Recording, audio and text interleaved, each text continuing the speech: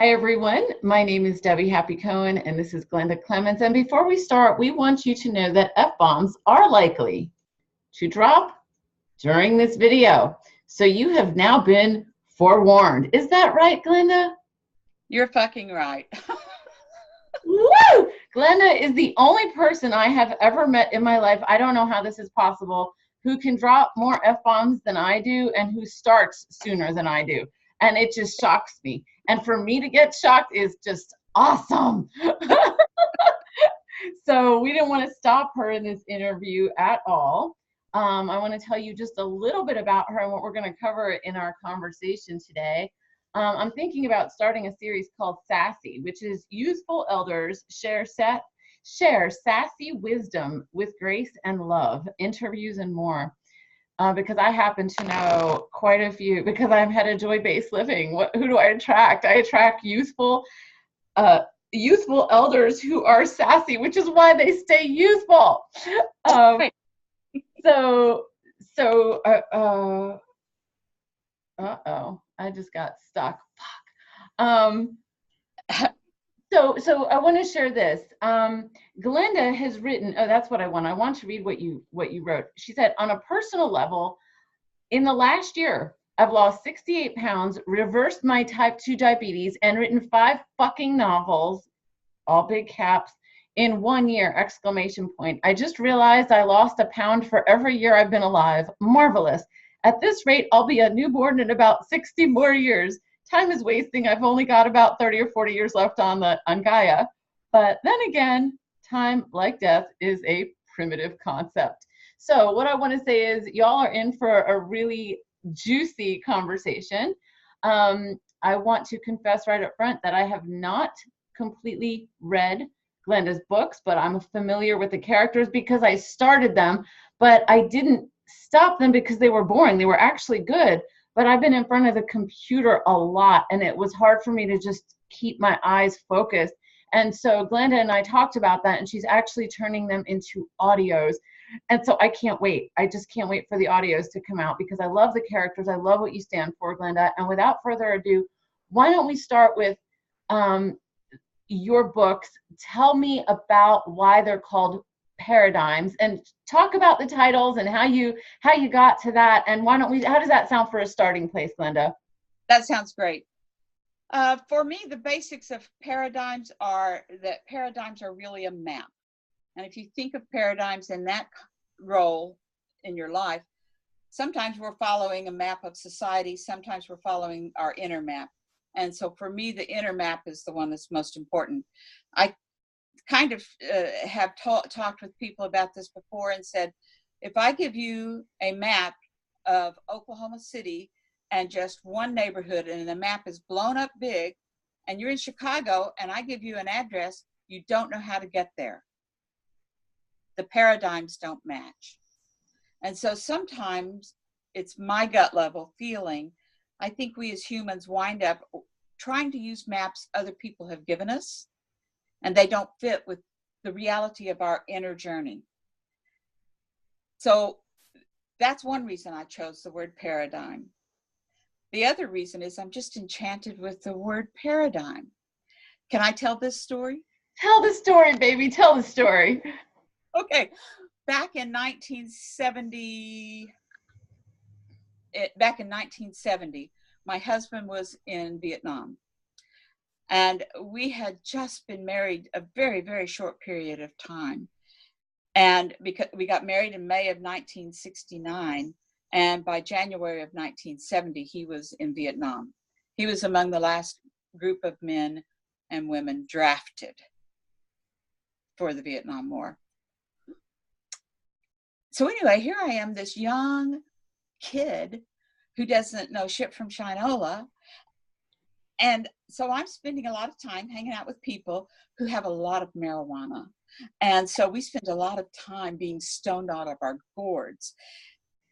And at the same time being terrified the police are going to come haul us off to prison for the rest of our life, which in Oklahoma they probably would have had they found us. But one night we're all sitting around in a circle laughing and giggling and cutting up and eating brownies and smoking weed.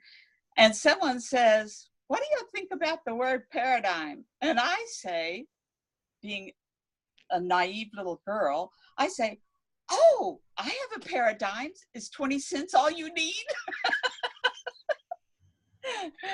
Everybody laughed and thought it was really, really, really funny. And it was.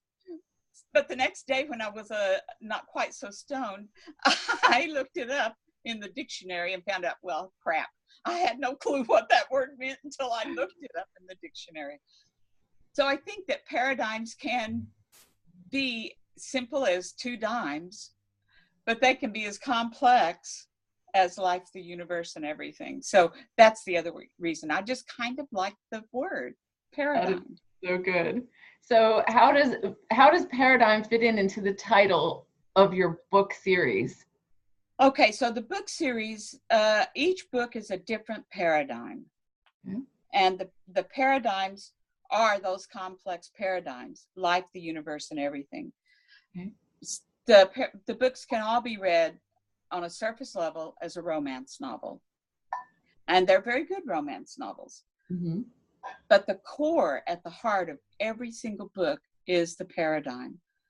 The Gloriana paradigm, which was my first book, came about because I had been watching the Victoria series and watching this young girl become the queen of a huge empire and not really know what the heck she's doing, because she's still a girl, she's still a woman.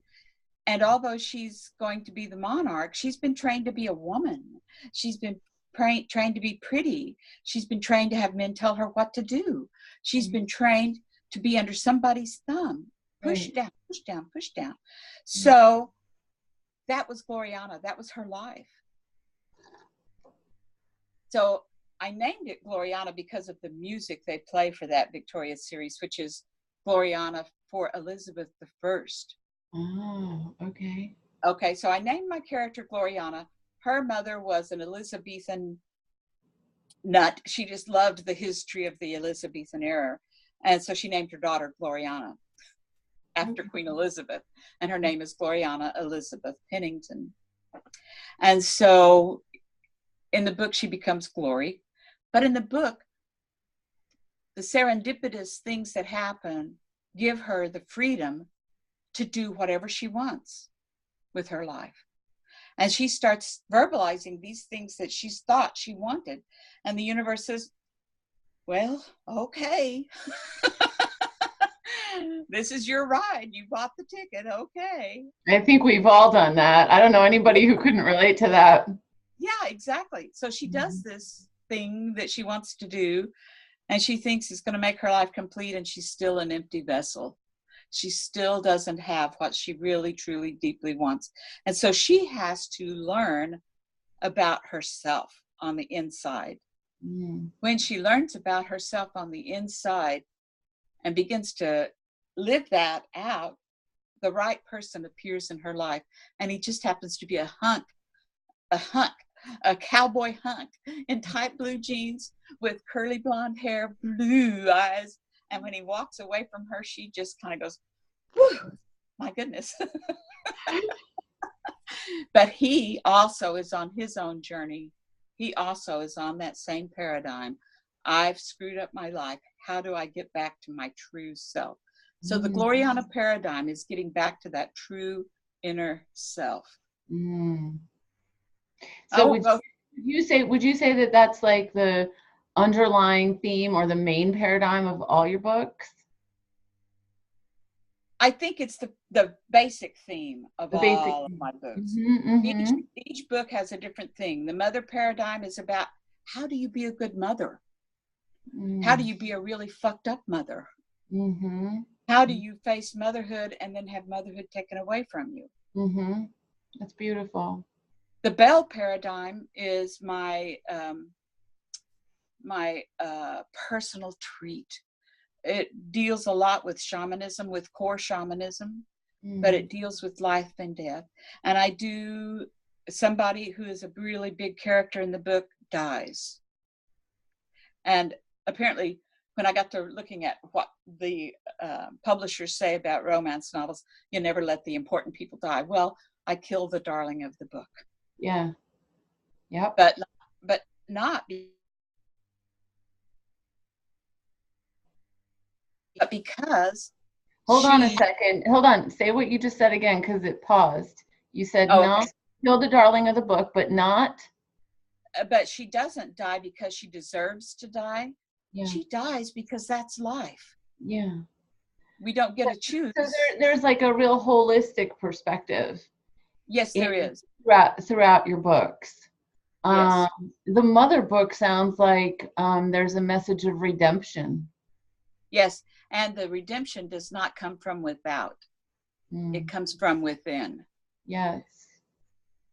One of the other main themes going through these books is Field of Dreams.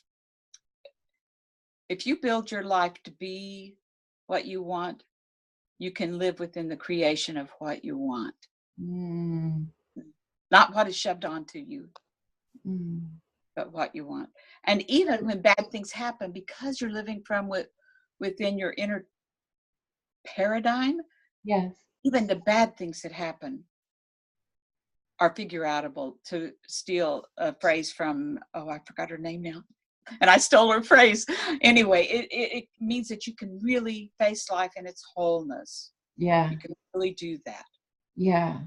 So two questions are coming to my mind. How have you created your field of dreams in your life? And if you can give us a little synopsis, the way you did with the first, those three books, with the other two as well, because those were great. I love how you touched right into the heart of them.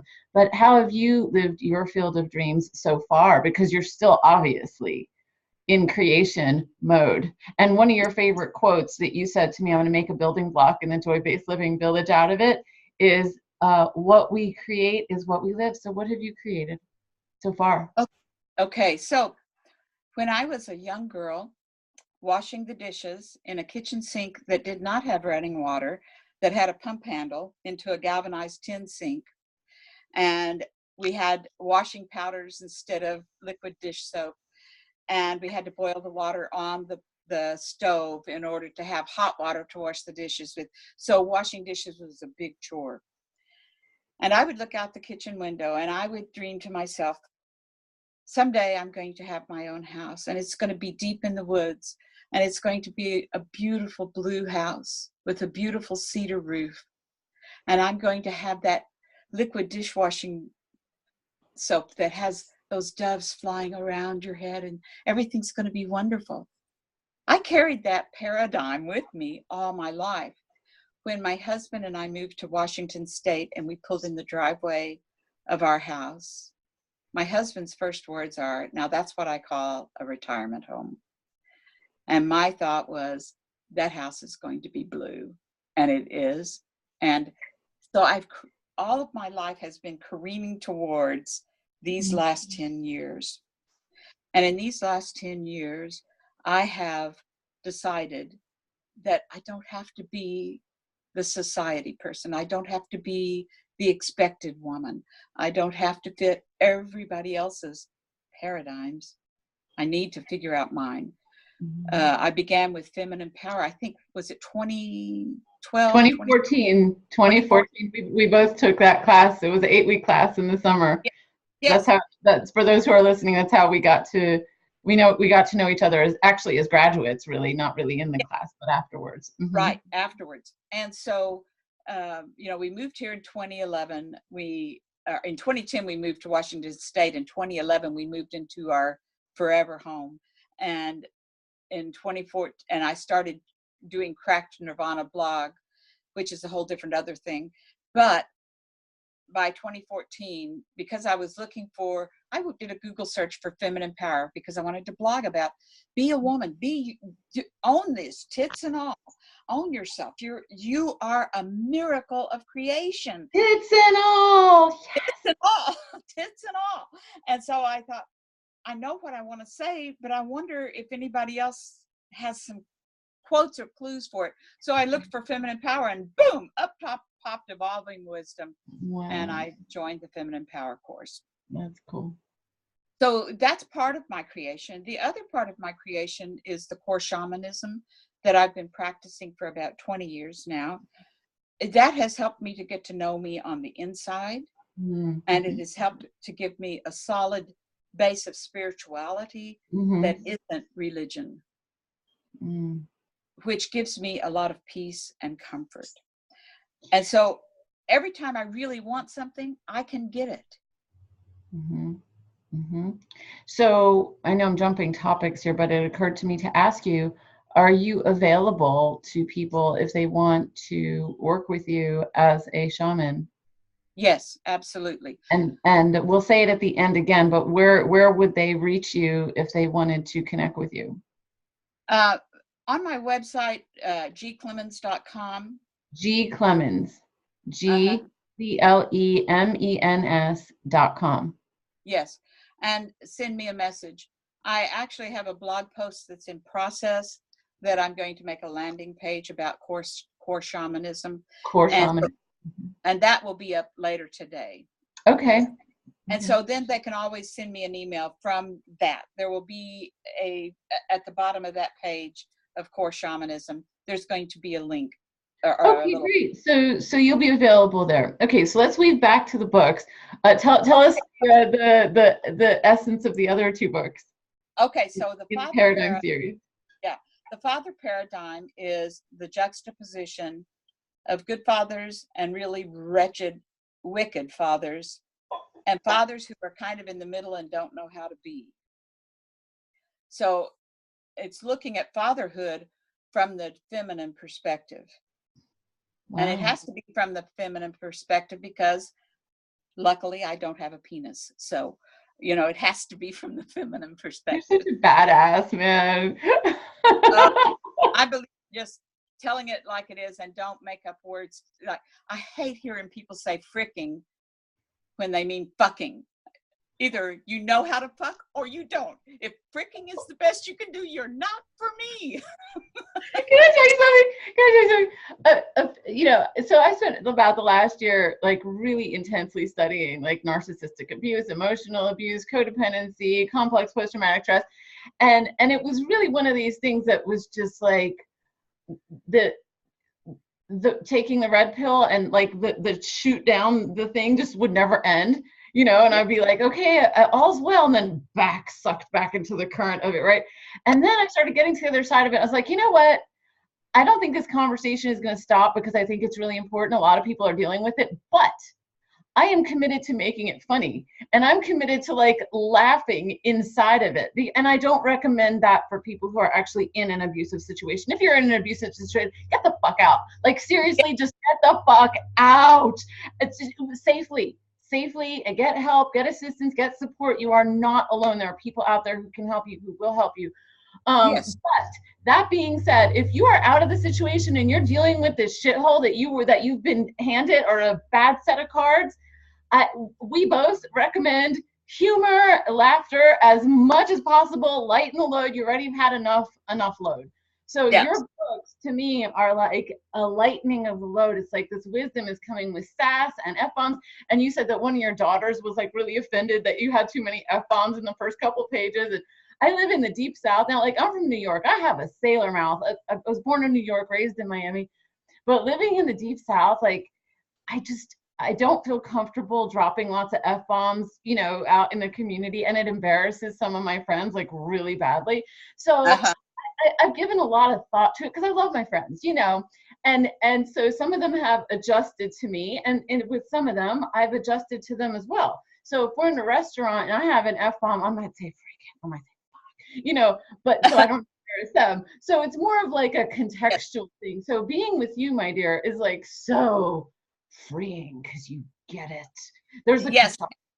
And I go to Toastmasters once a week, and one of the things they have is a grammarian, and one of the things the grammarian looks for is colorful language. And I said, "Can you clarify that for me, please?" One of the people who knows me really well, no F-bombs, Glenda. Yeah, good luck with that. That's right. Do you know Brene Brown says, I don't remember the exact quote, but it's on the front page of her website. Brene Brown has like millions of viewers on her TED Talks about shame and vulnerability. And she said something like, not the flip side, but co-joining with prayer is cussing. Like, if you're really in prayer, it's because something really shitty is going on. And at that level, there's like, you just want to release. And that, and I think cuss words are just a way of going, well, fuck, another shooting. It's like, Yes. sometimes it's like that. And I've had people tell me that they don't mind my cussing because I don't use cussing to put people down. Like, I Oh, don't like people who go, you bitch. Like, I think that to me is more horrible. yes. That, like, it's the tone and it's the intonation. I think somebody who says, you are so stupid, that is worse than somebody saying, oh fuck, man. When you put somebody else down, I don't use cuss words to put people down. Right. So, and you're the same way. And so the flavor of it is just lovely. How did we get off on this? Oh my God. Come back. You were talking about the father parent. Oh yeah, that'll bring it up. Oh, Okay, so now the last book I've written is the Cora paradigm. the core. Back to the father paradigm for just a minute. In the father paradigm, the childhood abuse that I detail for one of my characters from her father, that is the true story of my childhood abuse. I've changed the location and I've changed the names of the people so that nobody gets hurt by it, but it is a true story. There are no stories like that in any of my books that aren't true. Okay.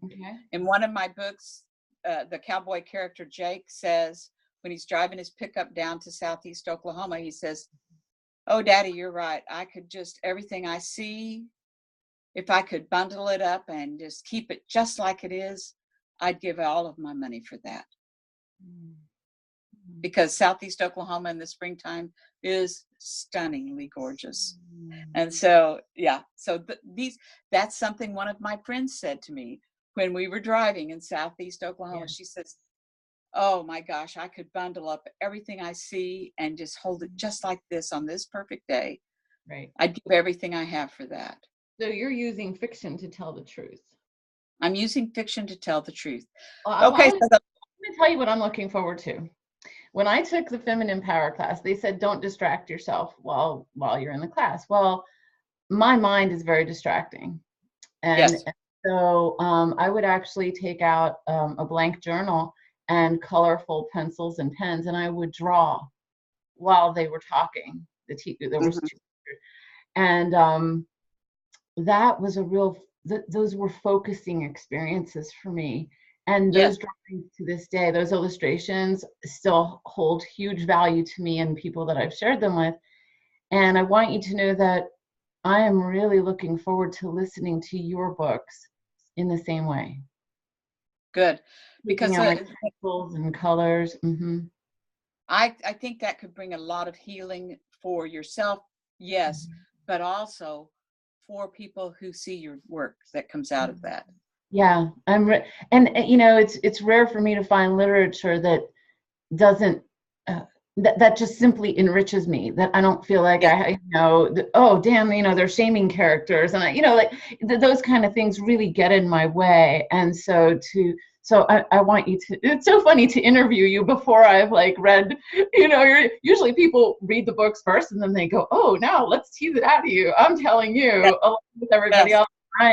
So all your books are on Amazon, and they can find out at gclemens.com. So tell us about the last one. The last book is The Cora Paradigm. This is a book that looks at women and their subjugation. No matter how advanced our society gets, subjugation is there for women.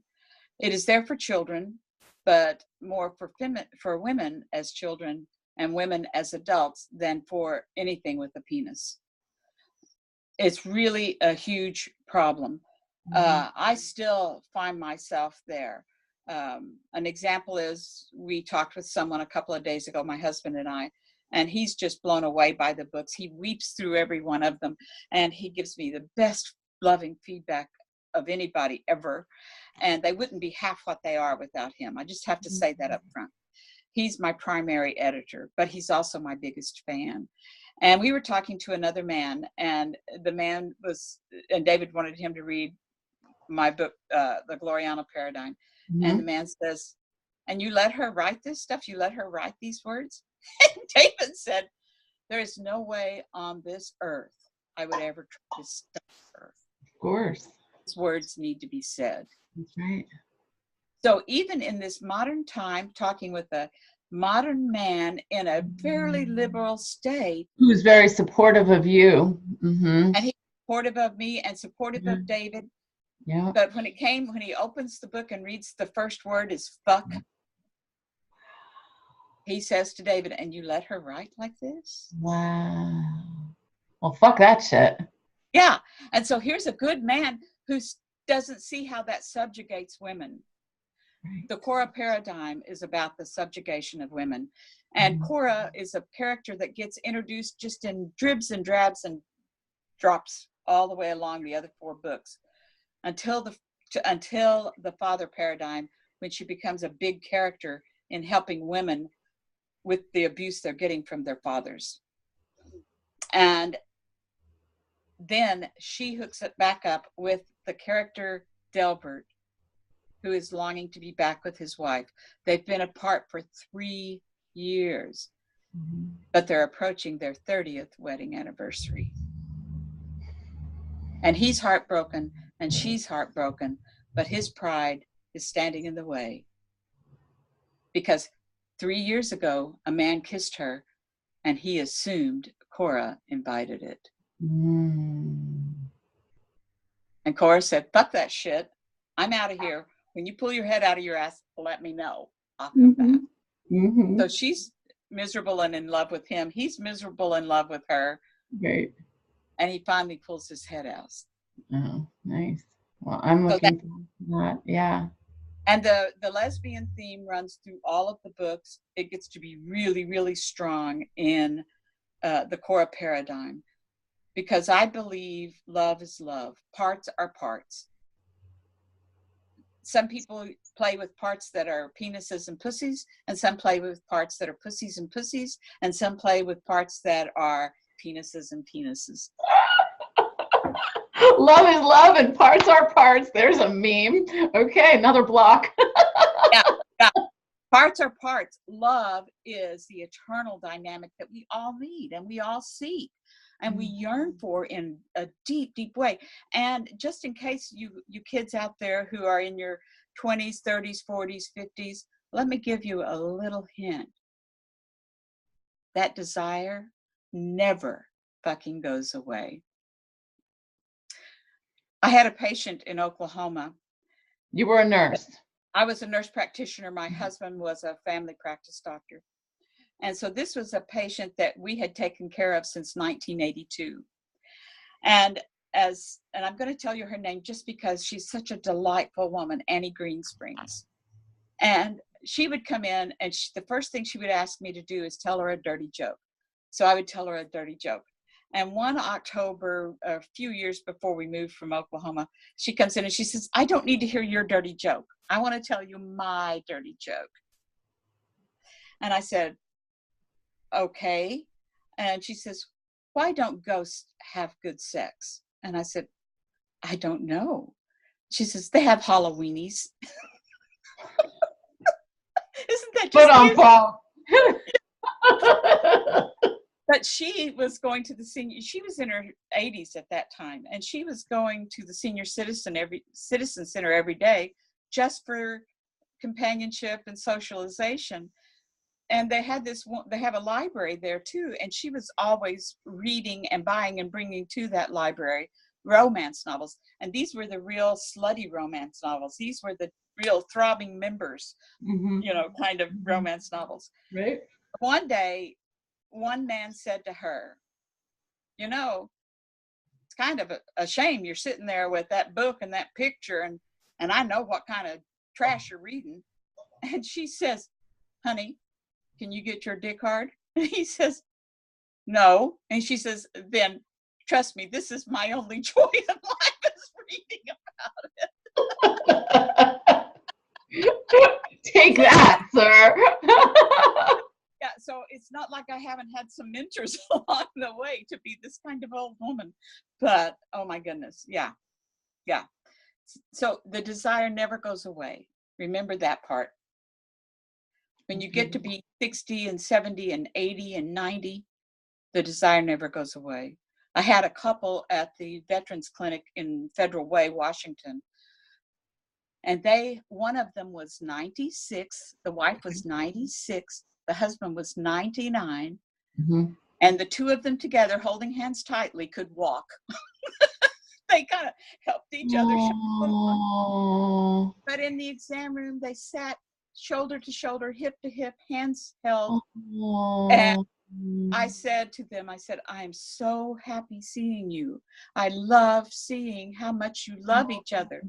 And the husband says, isn't she the most beautiful woman you've ever seen?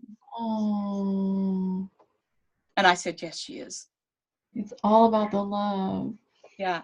And that line is in the Cora paradigm. Isn't she the most beautiful woman you've ever seen? Yes, she is. Oh. And she's the most beautiful woman I've ever seen because she's in love. She's 96 years old, and her husband of 70 plus years is still in love with her and thinks she's the most beautiful woman in the world.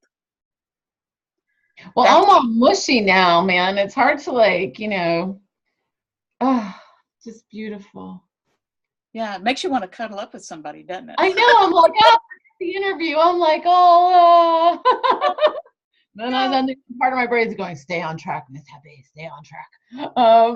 But I mean, that's just so, that's that feeling state. That's a state of being that is like, as you're sharing it,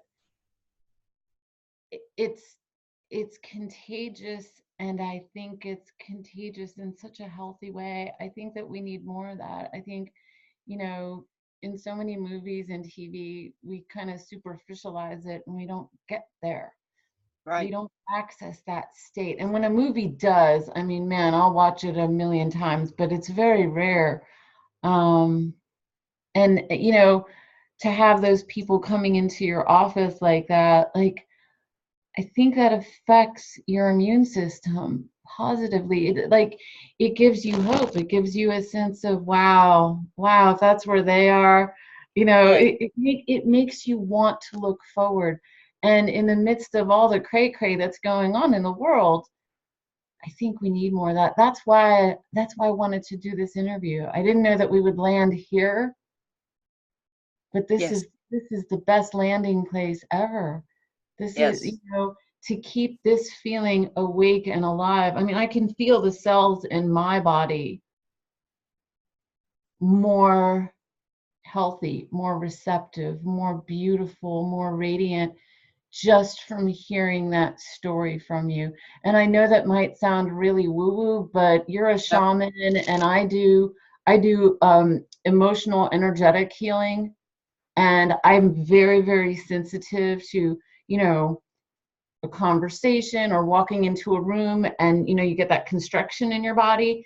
So I think that we're all familiar with when we feel constricted, but how familiar and sensitive are we when we feel this? Yes. And how long can we stand it? How much more can we, how long can we allow ourselves to feel that? Okay, I've got to tell you, I talk in cliches and I talk in sound bites and I talk in little stories, but what the world needs now is love, sweet love. Is love, sweet love. And I wish I'd been the one that thought of that. What the world needs now. Yes. I think I'd like us to end here. I know we were going to do a couple of other things, but maybe you can come back and we can have another interview. And if you agree to that now, I'll even give a teaser about it. Yes, that'd be great. So you were going to do a raisin meditation, and we were going to talk about necklaces and touchstones and how to deal with fear or rejection or the walking through some scary things in life. And I think that as women own their power more, we need to also be aware that as we expand, when things frighten us, when things come in our faces of like, what am I doing? Make us want to hide again. That the more tools we have to keep ourselves strong and in the present, the better off we're going to be. And my intention is to help people stand in their power in ways that bring more good into the world, and to stand strong. And I think we need each other to do that. So we'll offer some tools and techniques in another interview for people to do that. But the raisin meditation, I think, is going to be really fun. Yeah, it is great. It is great. It's super duper.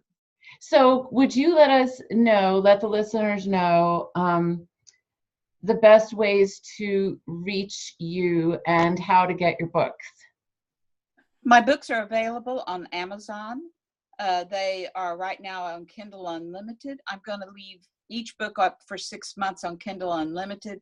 It'll remain on Amazon, but after the first 6 months, it won't be available unlimited.